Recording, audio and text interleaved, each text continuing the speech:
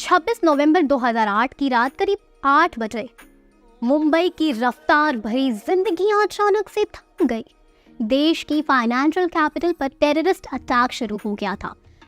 10 terrorists ने ताज hotel और Chhatrapati Shivaji terminal के साथ साथ कई लोकेशंस पर एक साथ अटैक कर दिया था, जिसमें 166 लोगों को अपनी जान खोनी पड़ी थी। इस टेररिस्ट अटैक में शामिल 10 टेररिस्ट में 9 टेररिस्ट को सिक्योरिटी फोर्सेस ने ऑन द स्पॉट मार गिराया था। सिर्फ अजमल आमिर कसाब ही वो टेररिस्ट था जो जिंदा पकड़ा गया था। इंडिया के खिलाफ इतनी बड़ी साजिश को कैसे अंजाम दिया गया, ये कहानी आमिर ने बताई थी। पाकिस्तान के पंजाब प्रांत के फरीदकोट के दिलवालपुर के रहने वाले अजमल आमिर कसाब सिर्फ 4th क्लास तक ही पढ़ा हुआ था। जब सिक्योरिटी फोर्सेस ने अजमल कसाब को पकड़ा था, तब उसने अपनी माँ का नाम नूर इल्लाही और पिता का नाम आमिर बताया था। उसके पिता दही बड़े बेचा करते थे। कसाब के बड़े भाई का नाम अफजल और छोटे भाई का नाम मुनीर है। कसाब ने 4th स्टैंडर्ड तक उर्दू में पढ़ाई की थी, जिसके बाद साल 2000 में गरीबी के चलते उसे स्कूल छोड़ना पड़ा और वो मजदूरी करने पर मजबूर हो गई। कुछ समय बाद वो लाहौर में रहने लगा। नौकरी के चक्कर में उसका फरीदकोट आना जाना लगा रहता। जब उसे पूछा गया कि वो लश्कर-ए-तैयब से कैसे जुड़ा, तो इस पर उसने बताया कि एक दिन उसके पिता ने गरीबी का हवाला देते हुए उससे जैकी और रहमान नाम के आदमी से मिलवाया था।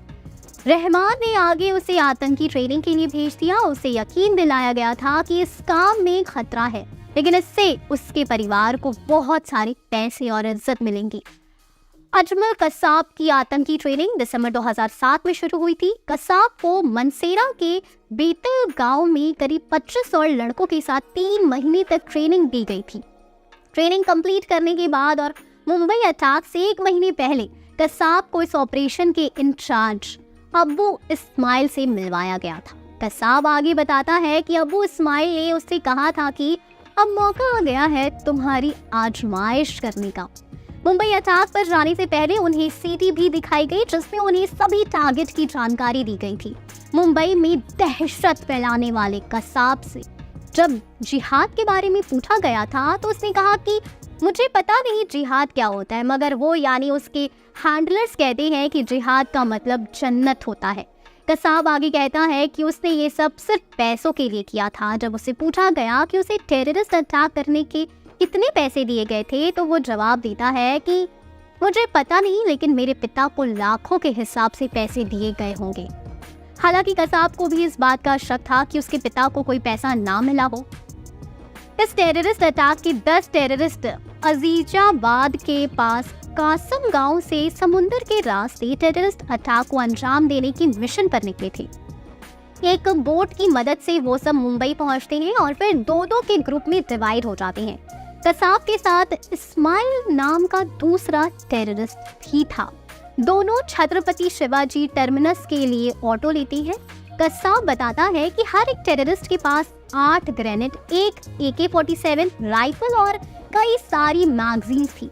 फिर 26 नवंबर की रात 8 बजे शुरू होता है अब तक का मुंबई का सबसे बड़ा टेररिस्ट अटैक, जो कि अगले 3 दिन तक चला है। कसाब आगे बताते हैं कि उसने इस 2 से 3 दिन मैगजीन्स खाली कर दी थी। उसने ये भी बताया कि उससे उसके हैंडलर्स ने कहा था कि जब तक जिंदा रहो तब तक लोगों को मारते रहो। मुंबई में कई मासूम लोगों का मौत के घाट उतारने के बाद कसाब को अपने किए की काफी पछतावा भी था। उसने बताया कि जब पुलिस ने उसे पकड़ा तो उसके 1 घंटे बाद वो फूट फूट कर रोया था। कसाब ने कहा कि मैंने बहुत गलत किया, मेरे इस काम के लिए अल्लाह मुझे कभी माफ नहीं करेगा। तो एक ऐसी ही कहानी आपको दिल जली 2 में देखने को मिल सकती है। तो आप कितने एक्साइटेड है इस मूवी के लिए, बताएं हमें कमेंट सेक्शन में। हम फिर मिलेंगे एक नई वीडियो के साथ। तब तक खुश रहें एंड सेफ रहें। Thank you.